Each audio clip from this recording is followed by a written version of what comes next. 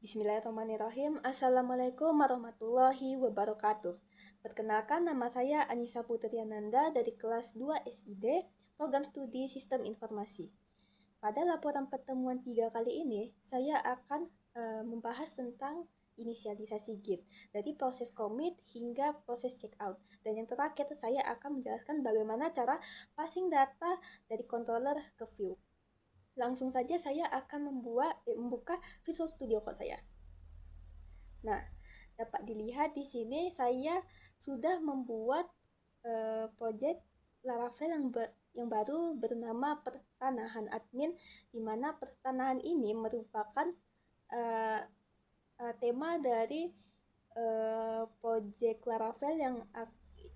Laravel saya ke depannya. Nah, langsung saja. Untuk menginisialisasi Git, kita hanya perlu mengetikkan Git init. Nah, jika sudah ada kalimat seperti ini, dan kalimat-kalimat yang ada di file kita berubah menjadi hijau, dan di sini ada tanda U di mana file ini artinya untracked, maka kita berhasil menginisialisasi Git ke dalam project Laravel kita. Lalu bagaimana cara memastikan bahwa folder Git sudah ada di project Laravel kita dengan membuka Laravel, lalu klik root, folder root di sini. Nah, kita cek folder Laravel kita. Nah, di sini ada folder Git-nya. Artinya folder Laravel kita sudah masuk ke tahap working directory. Oke, saya close saja. Oke, akan saya lanjut. Untuk tahap berikutnya, kita akan mengkonfigurasi identitas Git kita ya, dengan mengetikkan git config -local user.name, lalu nama username kita misalnya Anissa, saya buatnya Anissa saja, enter. Lalu selanjutnya untuk email git config local user.email, nah,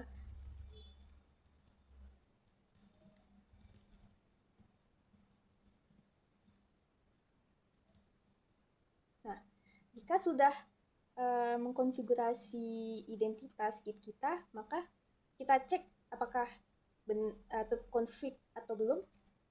Git config -list. Oke, kita scroll saja ke bawah.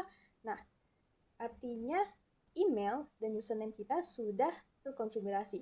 Nah, kita bisa langsung ke tahap berikutnya.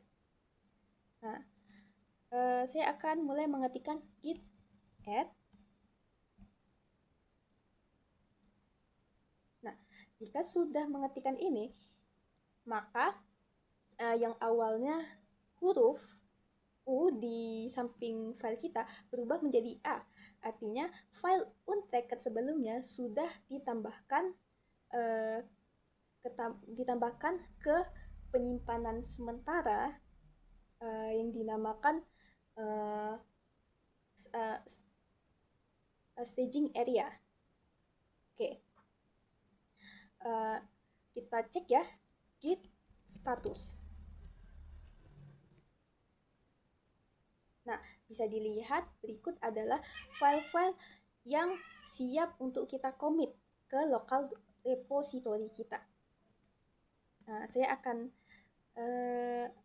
sebelum commit, saya akan melakukan beberapa percobaan bagaimana jika ada perubahan sebelum saya commit.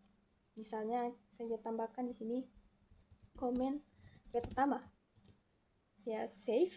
Nah, di sini yang awalnya hurufnya A berubah menjadi M, artinya ada perubahan di sini.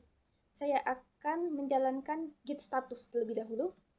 Nah, di sini ternyata dia memberikan notifikasi bahwa di Petsil controller ada beberapa perubahan. Nah, benar ya, di Petsil controller ada perubahan, modify.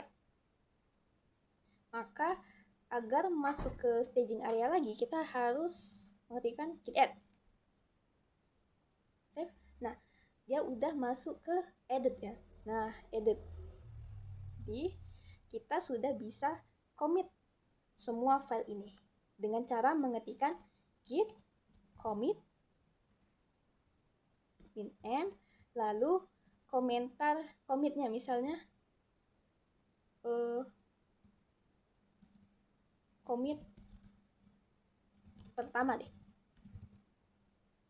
Nah, artinya sudah berhasil ya commitnya. Nah, saya akan cek menggunakan git log. Nah, sudah ada ya commit pertama kita. Nah, lalu saya akan mencoba commit yang kedua. Pertama-tama saya akan mengubah ini commit kedua. Saya save. Lalu saya akan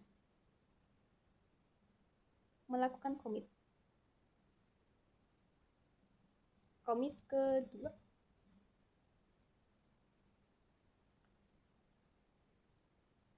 No stages commit. Oh, artinya tidak ada yang di commit ya. Saya akan mengulangi git add untuk menambahkan file yang modified ini ya. Git add. Nah, lalu saya menjalankan commit yang kedua.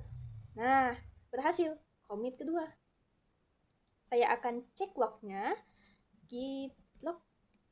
Nah, ada commit kedua. Jadi headmasternya. Nah, ternyata saya ingin beralih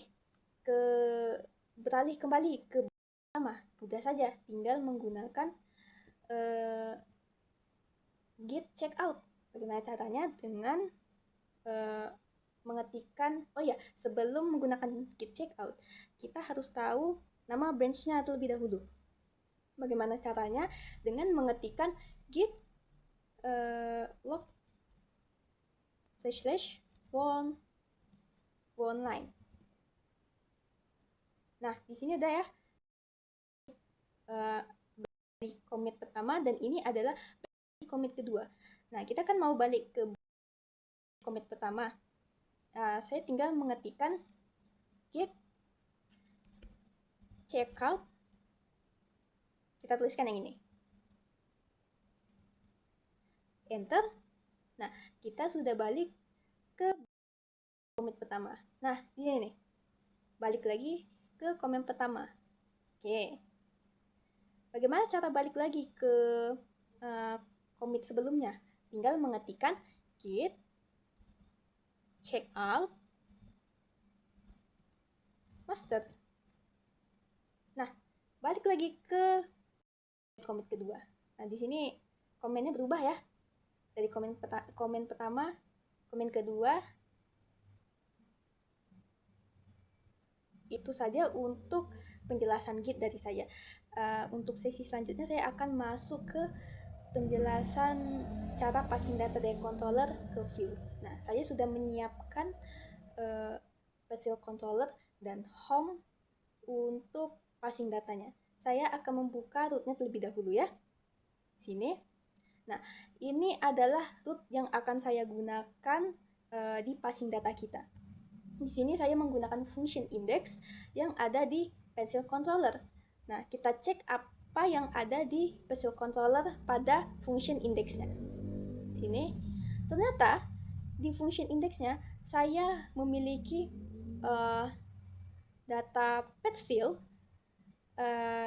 yang ada kode Pascal, pemilik, luas meter kubik, penggunaan, alamat lahan, RT, dan RW. Nantinya, data-data ini akan saya passing ke view yang bernama home ya. Ini ya. Nah, di sini datanya saya masukkan. Oke. Nah, untuk di view-nya, nah, ini dia. Di view-nya seperti ini. Nantinya saat kita mengecek browser kita, dia akan memperlihatkan data-data dari Pascal kita ya, tabel Pascal. Nah, saya akan cek apa saja datanya. penahan admin tes, enter. Nah, ini dia, berupa tabel. Sini ada kode pensil, pemilik, luas, penggunaan, dan alamat. Apakah datanya benar? Mari kita cek. Di pensil controller ya. Sama ya, kode pensilnya PRS 001, nama pemiliknya Nurtanio, luasnya 250, penggunaannya untuk perumahan, lalu alamatnya di Jalan Melati nomor 1 RT 2 RW 5. Pas ya, artinya passing datanya berhasil. Nah, itu saja penjelasan dari saya. Saya tutup dengan ucapan wassalamualaikum warahmatullahi wabarakatuh.